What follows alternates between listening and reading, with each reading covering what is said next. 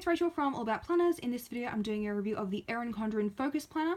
So there's two types. There's a quill bound, which I'll do a review of in another video, and this one in front of me, which is the sewn bound with like a soft cover. It says it's vegan leather. Anyway, so kind of like looks like a normal generic notebook, but inside is actually a 12-month dated planner. Runs from January to December 2020.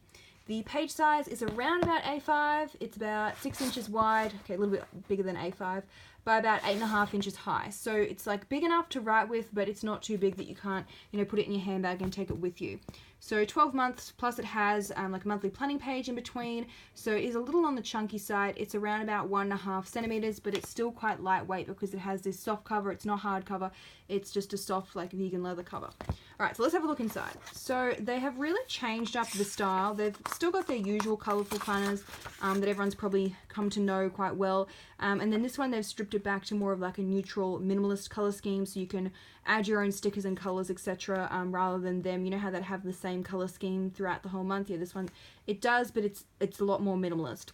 So I really like this dates at a glance page at the front, where you got just open-ended note space with the little monthly calendars. Then it has holidays page. Now it's a US planner, so it does have the US holidays in there.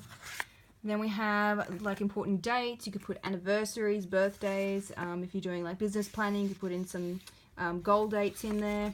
And then it goes straight into the first month of the year, which obviously is January. Starts on a Sunday and ends on a Saturday. So I know a lot of people like it to start on Monday, myself included, so that the weekends are together. However, they've still got the Sunday start with the split weekends. It has the US holidays printed on the monthly spread already in there for you. Now, if you follow my blog, you'll probably know what I'm going to be looking for. With the monthly calendar, I don't like when they have split boxes. So if I just flick through a couple, I'll see if I can find one. If not, I'll include a photo and let you know in the blog post below. It doesn't look like they're doing split boxes, but I will just double check that for you. As you can see, as I'm flicking here, the colours vary slightly throughout the month. So that one's yellow, and then we've got like a mustard colour, dark blue. So see how it's not like the sort of bright, colourful colours they normally use. It's a bit more toned down in this planner. So after I should probably start back at the beginning. Sorry, getting a little disjointed here. Okay, so you got the monthly calendar, and then after that it goes into the monthly planning pages. So I really like this whole thing, just love it. So you've got open-ended note space. You could do 3 different things. You could do like blog, business, health. You got a checklist for the month, and then a little box. You can do whatever you want, and the dot grid. Really like it, and it's like back from the spine, so you're not sort of scrunched up trying to write there, even though it's laying flat on its own, which is great. So it's the monthly, and then we go into the weekly, which starts on a Monday, which is not consistent with that monthly calendar that started on a Sunday. You get some lined and unlined writing space for each day, and again you've got those holidays printed again on the weekly spread. I do like that it's quite a small font, so you're sort of not losing too much of the planning space for each day. And then over here, the weekly kind of like notes box and checklist. So that's continued the whole way through. The only thing that's different is just the little colours throughout. Keep going, give you a quick flick. It's like a greeny colour.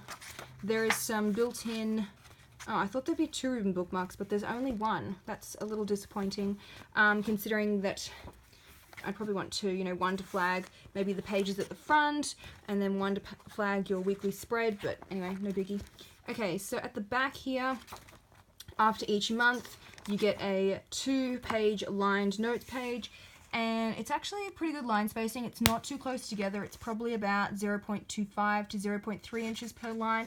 I will confirm that and include that in the blog post for you. And then the next month starts again.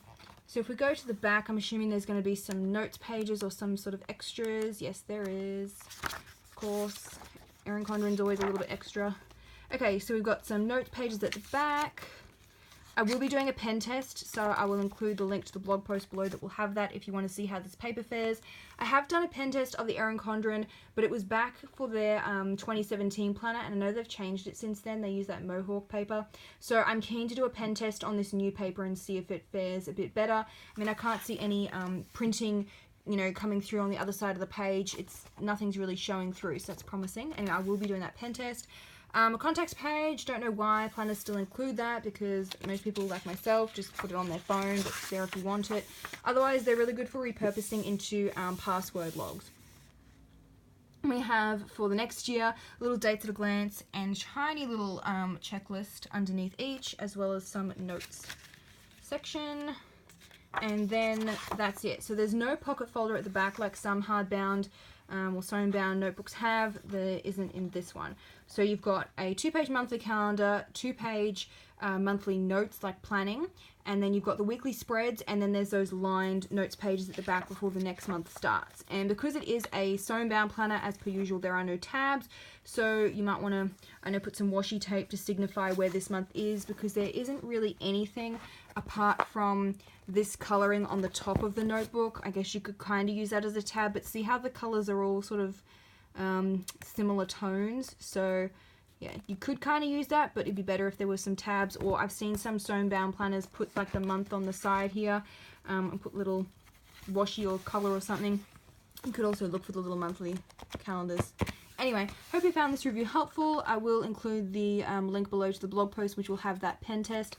And I'll also be doing a review of the other focus planner, the coil bound one, if you're interested in that. Don't forget to subscribe so you see when that one's posted on my channel. See you in the next video.